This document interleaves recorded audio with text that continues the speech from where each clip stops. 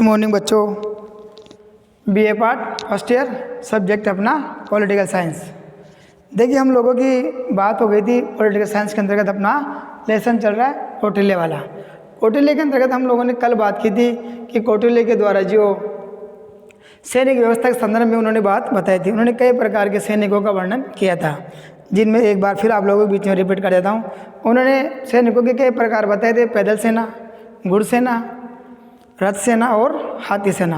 4 प्रकार के सैनिक व्यवस्था का वर्णन किया था और चारों प्रकार की सेनाओं में सर्वश्रेष्ठ जो सैनिक उन्होंने हाथी सेना को बताया था। वो कहता है कि हाथी सेना इन चारों प्रकार की सेनाओं के अंतर्गत सर्वश्रेष्ठ होती है। अब देखिए पैदल सेना किसे कहते हैं? पैदल सेना उसे कहा गया जो सैनिक थे जो मतलब एक प्रकार से पैदल चलकर युद्ध की नीति को अनुसरण करते थे, उन्हें पैदल सैनिक कहा जाता है। यानी कि पैदल चलकर जो युद्ध करते थे उन्हें पैदल सैनिकों का नाम दिया गया था। दूसरे कहता है कि घुड़ सेना, यानी कि जो सैनिक युद्ध में घोड़ों पर बैठकर युद्ध करते थे उन्हें घुड़ सेना, यानी कि जो घोड़ों पर बैठकर जो युद्ध करते थे उन्हें घुड़ सेना का नाम दिया गया था। तीसरी कहता है कि रथ सेना।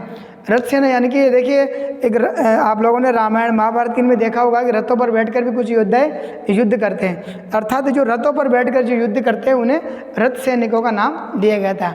और चौथी कहता है वो हाथी सेना, अर्थात हाथी के ऊपर बैठकर जो युद्ध करते हैं उन्हें हाथी सेना का नाम दिया गया था। इन चारों प्रकार की सेनाओं के अंतर्गत इन्होंने सर्वश्रेष्ठ सैनिक बताए थे हाथी सेना को, अर्थात जो हाथी के ऊपर बैठकर जो युद्ध करते हैं वो सर्वश्रेष्ठ सैनिक होते हैं। क्यों? क्योंकि देखिए आप लोग तीनों प्रकार के जो सैनिक होते हैं वो हाथी पर बैठकर जो युद्ध कर रहा है उसके आसपास में एक प्रकार से वो जा नहीं सकते हैं। इस प्रकार से हाथी सेना को सर्वश्रेष्ठ सैनिकों के रूप में बताया गया है। फिर देखिए बात करते हैं अपन लोग आगे, नेक्स्ट करते हैं दूत व्यवस्था के बारे में। देखिए कौटिल्य के द्वारा क्या कहा कि अपने विदेशी संबंधों का संचालन करने के लिए और राज्य की एक प्रकार से जो खुफिया एजेंसी को सक्रिय रूप से बनाए रखने के लिए उन्होंने दूत व्यवस्था का भी अपने विचारों के अंतर्गत उल्लेख करता है। देखिए दूतों के बारे में कहता है कि जो विदेश दूसरे राज्य के साथ हम लोग जो संबंध बनाने जा रहे हैं तो प्रत्येक राज्य के अंतर्गत क्या था कि दूत भेजने की उस समय एक परंपरा थी, अर्थात दूत भेजते थे एक राज्य के द्वारा दूसरे राज्य के अंतर्गत अपने दूतों की नियुक्ति की जाती थी। अर्थात राजा को दूतों की नियुक्ति करते समय एक बात का ध्यान रखा जाता था कि राजा को योग्य और अनुभवी व्यक्तियों को ही दूत नियुक्त किया जाना चाहिए। अब इस दूत व्यवस्था के अंतर्गत भी क्या होता था, एक गुप्तचर व्यवस्था और होती थी कि गुप्तचरों को भी राजा के द्वारा नियुक्त किया जाता था। अब ये गुप्तचर होते क्या थे? देखिए एक राजा को अपनी खुफिया सूचनाएं, दूसरे राज्य की खुफिया सूचनाएं प्राप्त करने के लिए कुछ गुप्तचरों की नियुक्ति भी की जाती थी। अब ये गुप्तचर क्या होते थे? भेष बदलते थे, कभी साधु का रूप धारण करते थे, कभी भिखारी का रूप करते थे, कभी शिक्षक का रूप धारण करते थे, अर्थात कई प्रकार के रूप धारण करके ये लोग दूसरे राज्य की सीमा में प्रवेश कर जाते थे और वहाँ पर कई दिनों तक, कई महीनों तक रहने के बाद वहाँ की जो उस राज्य की पूरी खुफिया जानकारियाँ प्राप्त करने के बाद वह अपने राजा को बताते थे कि अमुक राज्य हमारे बारे में क्या सोचता है, अर्थात हमारे प्रति ये हमारा पड़ोसी राज्य किस नीति का अनुसरण करता है और किस प्रकार से हमारे बारे में सोचता रहता है। लेकिन इन दूत और गुप्तचरों की नियुक्ति करते समय राजा को एक बात का विशेषकर ध्यान रखा जाना चाहिए, ऐसा कौटिल्य का मानना है। वो कहता है कि इन्हें जो आप लोग जो जिन गुप्तचरों की नियुक्ति कर रहे हो ये योग्य हो, अनुभवी हो, अच्छे वक्ता हो, सोचने समझने की इनकी तर्क शक्ति और बुद्धि का विकास हो। अर्थात एक बार यदि ये गुप्तचर मतलब कि पकड़ में भी आ जाए, मान ली सपोजिंग के लिए अगर गुप्तचर पकड़ में आ जाए तो ये राजा के अपने राज्य की जो खुफिया एजेंसियाँ जो कुछ गुप्त बातें हैं उनको बताने में अक्षम होना चाहिए, अर्थात चाहे उसे किसी प्रकार का प्रताड़ना की जाए तब भी इसके द्वारा ये बताए सूचनाएं नहीं बताई जानी चाहिए। और इन गुप्तचरों के अंतर्गत ये गुप्तचर स्त्री और पुरुष दोनों हो सकते हैं, ये बात कौटिल्य के द्वारा बताई गई है। अब देखिए इसमें होता क्या कभी कभी कि यदि सपोजिंग के लिए गुप्तचर यदि मान लीजिए पकड़ में आ जाते हैं तो ऐसी स्थिति में कौटिल्य कहता है गुप्तचरों किसी प्रकार से मृत्यु दंड का प्रावधान नहीं होना चाहिए, अर्थात उन्हें सजा दे दीजिए आप, लेकिन उसे प्राण दंड की सजा किसी प्रकार से आप नहीं दे सकते।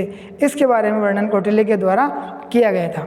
अब देखिए हम नेक्स्ट बात करते हैं अपन लोग कौटिल्य और प्लेटो के विचारों में समानता, कि कौटिल्य और प्लेटो के विचारों के अंतर्गत समानता कहाँ पाई जाती है उसके बारे में हम लोग आज डिस्कस करें। देखिए प्लेटो क्या थे? प्लेटो यूनान का एक महान दार्शनिक विचारक था और जबकि कौटिल्य था वो भारत के महान राजनीति शास्त्र के बड़े विचारक माने जाते हैं। तो दोनों के विचारों में कहीं ना कहीं समानता पाई जाती है। देखिए प्लेटो, आप लोगों को अजीब नाम लग रहा होगा, BA पार्ट फर्स्ट ईयर वालों की प्लेटो कहाँ से आ गया।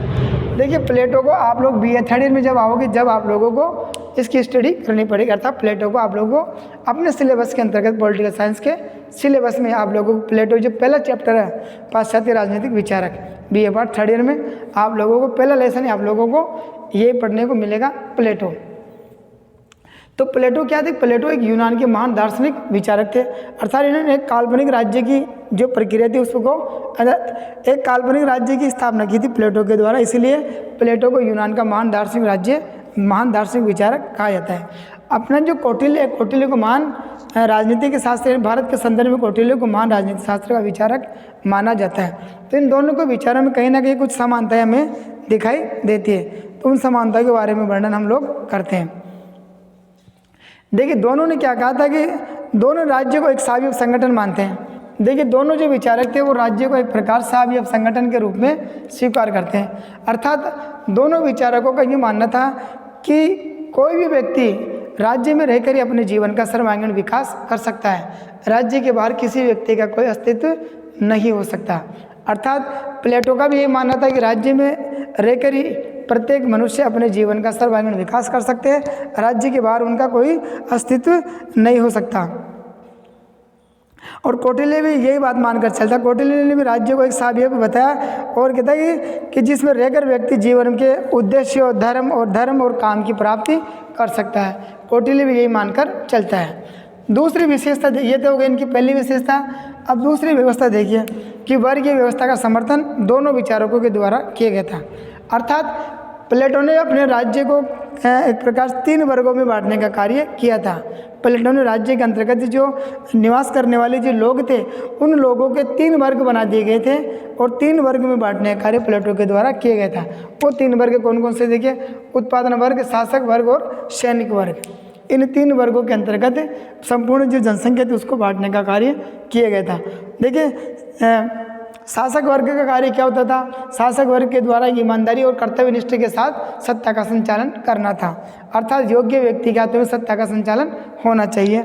दूसरा कहता है वो सैनिक वर्ग का कार्य क्या होता था कि वह राज्य की सीमाओं की सुरक्षा का जो दायित्व और जिम्मेदारी थी वो सैनिक वर्ग के कंधों पर होती थी, अर्थात राज्य की सीमाओं की जो सुरक्षा करने का दायित्व था वो सैनिक वर्ग को दे दिया गया था।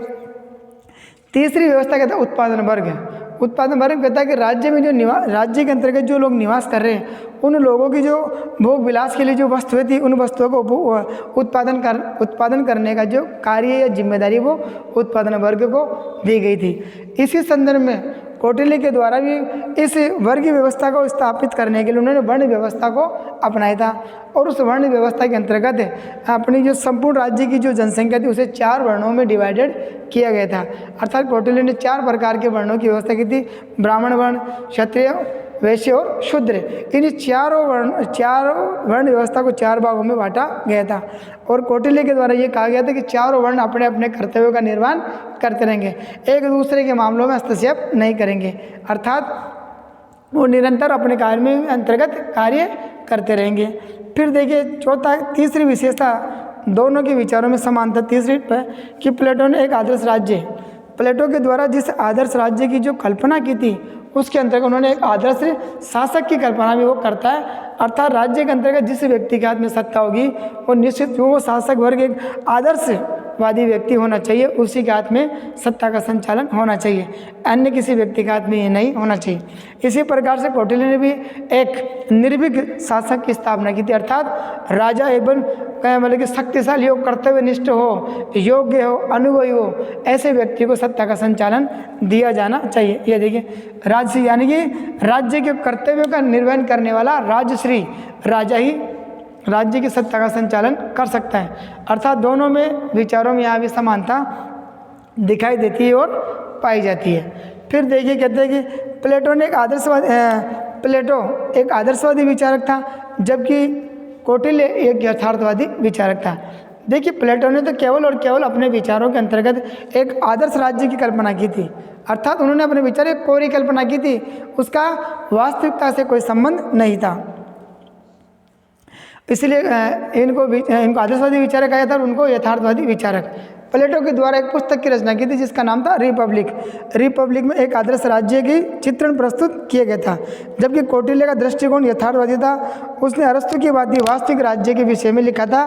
प्लेटो का आदर्श राज्य उस समय के यूनान के प्लेटो ने जिस आदर्श राज्य की कल्पना की थी यूनान के नगर राज्य की क्या थी, एक छोटा नगर राज्य था यूनान, कम जनसंख्या वाला राज्य था, इसलिए उसने एक काल्पनिक राज्य की स्थापना कर ली। जबकि प्लेटो ने जिस राज्य की कल्पना की थी वो एक विशाल जनसंख्या वाला था, अर्थात उस राज्य का दायित्व यह था कि वो अपनी विस्तारवादी नीति अर्थात अपने राज्य की सीमा को लगातार और निरंतर आगे बढ़ाता रहे, यानी कि विस्तारवादी नीति का अनुसरण करने वाला राज्य की उसने विचार किया था। देखिए कौटिल्य ने क्या, देखिए प्लेटो ने अपनी शासन व्यवस्था के अंतर्गत पुरुषों के समान स्त्रियों को अधिकार दिए थे।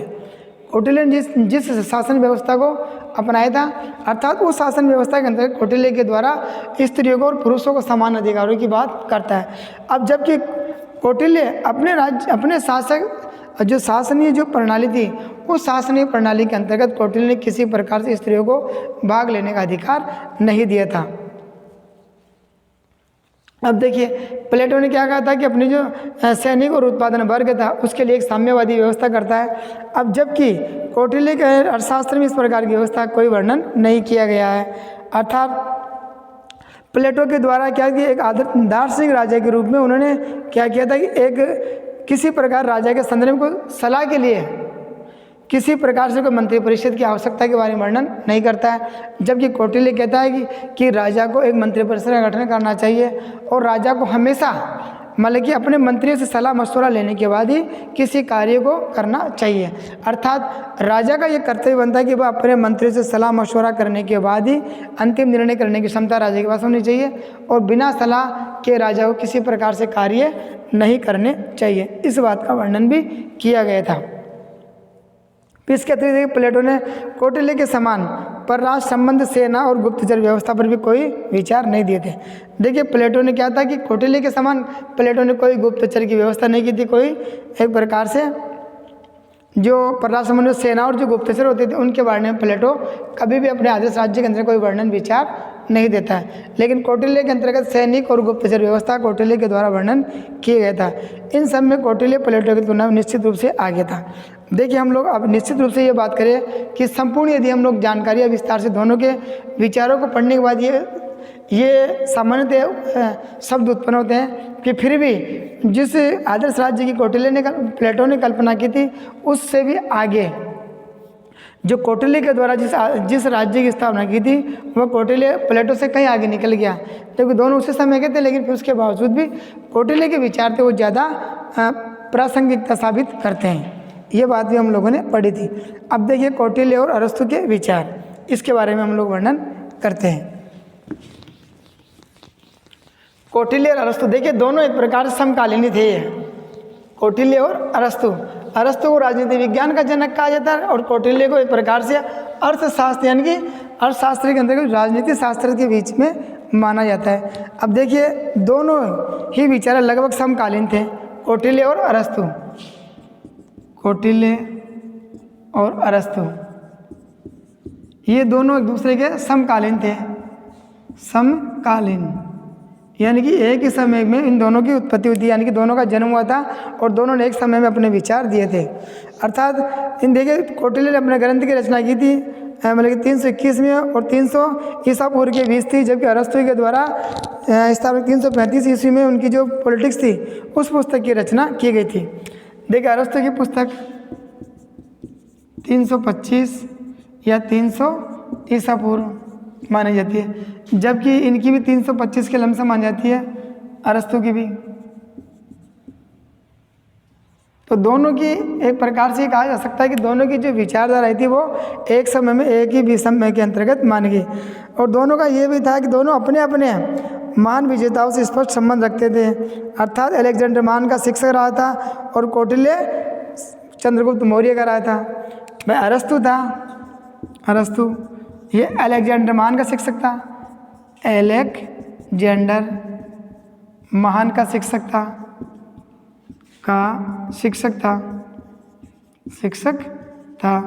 जबकि कौटिल्य चंद्रगुप्त मौर्य का था, चंद्रगुप्त मौर्य तो यानी कि दोनों के अंतर्गत समानता देखिए आप लोग। अलेक्जेंडर महान का शिक्षक अरस्तु था और जो सम्राट चंद्रगुप्त मौर्य थे उसके शिक्षक कौन थे, यानी कि उसके सलाहकार के रूप में कौन थे, कौटिल्य थे। यानी कि दोनों के विचारों में कहीं ना कहीं समानता दिखाई देती है। अब देखिए दोनों ही विचार क्या होते थे कि जो राजनीति शास्त्र था, राजनीति शास्त्र को अन्य शास्त्रों में सबसे सर्वश्रेष्ठ दोनों के द्वारा बताया गया। दोनों कहते थे कि जो अन्य जितने भी शास्त्र है वो राजनीति शास्त्र के सामने कमी है। अरस्तु ने अपने ग्रंथ पॉलिटिक्स में राजनीति शास्त्र, अर्थशास्त्र और नीति शास्त्र तीनों का ही वर्णन किया था और इन्होंने कहा था कि राजनीति शास्त्र को सर्वोच्च विज्ञान के रूप में बताने का कार्य किया था। कौटिल्य ने राजनीति शास्त्र को सर्वोच्च विज्ञान बताया था, सर्वोच्च विज्ञान का नाम दिया था। कौटिल्य कहता है कि राजनीति शास्त्र है वो सर्वोच्च विज्ञान के रूप में विद्यमान कहा गया था। और उन्होंने क्या था अर्थशास्त्र के अंतर्गत क्या होता, कौटिल्य ने क्या कहा था, जो आन्वीक्षिकता, त्रयी, वार्ता, दंड आदि का प्रतिपादन किया था, किंतु वह दंड नीति को विभिन्न शास्त्रों के अति उच्च स्थान प्रदान करता है। देखिए कौटिल्य ने क्या कि दंड नीति को अत्यधिक उच्च स्थान पर बिठाया था, इसलिए कौटिल्य को भी इन दोनों के द्वारा एक प्रकार से अलग अलग नीतियाँ अपनाई गई थी। देखिए दोनों विद्वानों ने स्वीकार किया कि राज्य केवल एक संगठन ही नहीं वरन सावयव प्राणी है। राज्य को दोनों सावयव प्राणी मानते हैं, सावयव प्राणी। ये कहता है कि राज्य एक प्रकार से जीवन देने वाला है, अर्थात दोनों ने कहा कि राज्य का जो संगठन है वो सावयव है। दोनों ने इस बात को अरस्तु भी ये कहता है कि एक व्यक्ति अपने जीवन का सर्वांगीण विकास है वो राज्य में रहकर ही कर सकता है। राज्य और समाज में रहकर ही एक व्यक्ति अपने जीवन का विकास कर सकता है, राज्य के बाहर व्यक्ति का कोई अस्तित्व नहीं हो सकता।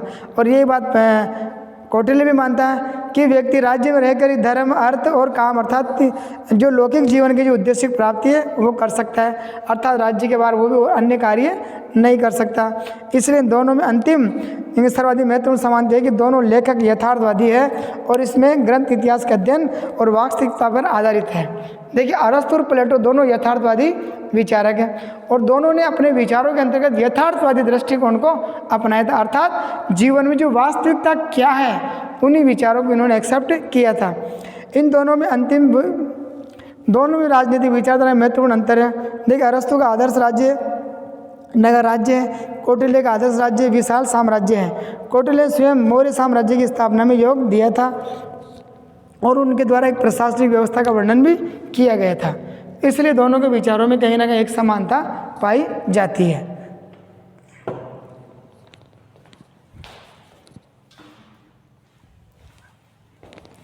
अब देखिए हम लोग बात करते हैं कौटिल्य और मैकियावेली के विचारों के बारे में। कौटिल्य और मैकियावेली,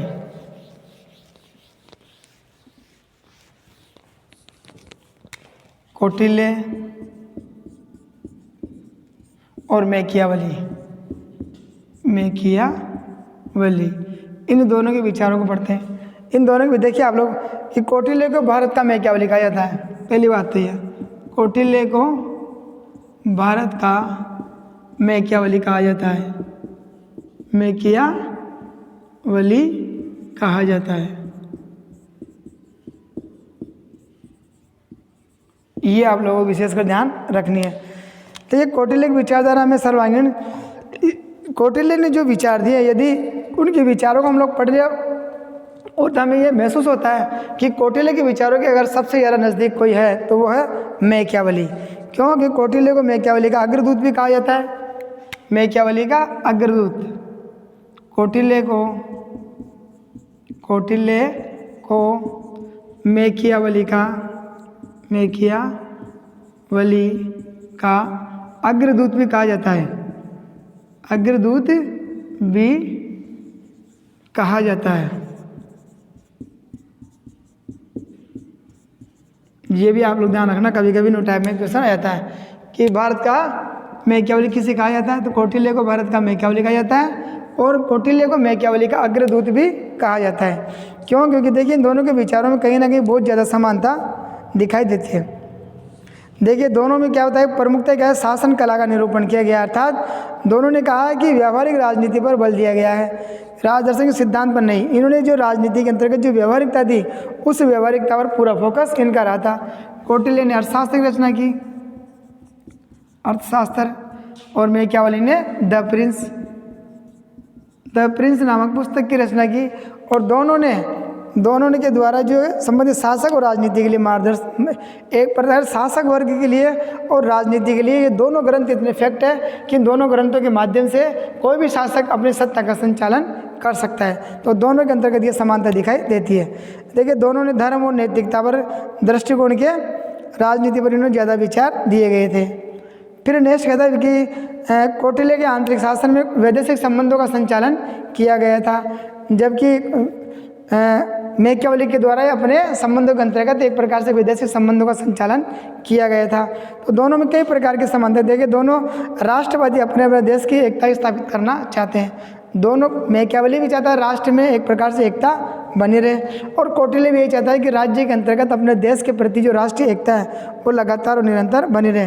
कौटिल्य ने एक विशाल राष्ट्र को स्थापित करने का जो सपना देखा था उसके बारे में बात करता है, जबकि अर्थशास्त्र की रचना की और मैकियावेली ने इटली की एकता स्थापित करने के लिए नरेश की रचना की थी।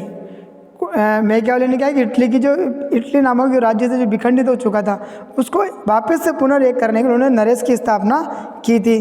फिर चौथी विशेषता देखिए, कौटिल्य चंद्रगुप्त का महामंत्री था और मैकियावेली लगभग 15 वर्षों तक वह इटली का प्रधान सचिव रहा था। कौटिल्य चंद्रगुप्त मौर्य का समकालीन था और प्रधान था, और जबकि जो मैकियावेली था वो इटली का एक प्रकार से सचिव के पद पर उन्होंने लगातार 15 वर्षों तक कार्य किया था। तो दोनों में यहाँ पर भी कहीं ना कहीं समकालीनता पाई जाती है। देखिए दोनों के दृष्टिकोण में जो अध्ययन थी वो उन्होंने अध्ययन पर समान रूप से बल दिया था। कौटिल्य ने अपने अर्थशास्त्र में अनेक स्थानों पर भूतकालीन राजाओं के उदाहरण देता है, जबकि मैकियावेली अपनी मान्यता की दृष्टि में रोमन के जो प्राचीन इतिहास के बारे में बात करता है। कौटिल्य प्राचीन समय के जो राजाओं का इतिहास था उसके बारे में बात करता है, और जबकि जो मैकियावेली था वो इटली का जो रोमन साम्राज्य था उसके इतिहास के बारे में अपने वर्णन दिखाई देता है। फिर चौथी दोनों की विशेषता दोनों में क्या थी कि दोनों राजा और राज्य को अत्यधिक महत्व देते हैं। कि देखिए दोनों विद्वानों के द्वारा, कौटिल्य हो चाहे मैकियावेली हो, दोनों ने अपने राजाओं को अत्यधिक महत्वपूर्ण माना था। राजा और राज्य की अत्यधिक महत्वता के बारे में वर्णन करता है। दोनों ने आदर्श और विजेता शासक के बारे में वर्णन किया था। देखिए किंतु कौटिल्य और मैकियावेली ने उपयुक्त समानता होते हुए भी इनमें कुछ भेद भी है। देखिए मैकियावेली का संपूर्ण विचार दर्शन केवल राजनीति से संबंधित, किंतु कौटिल्य ने अर्थशास्त्र में केवल राजनीति नहीं संपूर्ण मानव जीवन का अध्ययन किया था।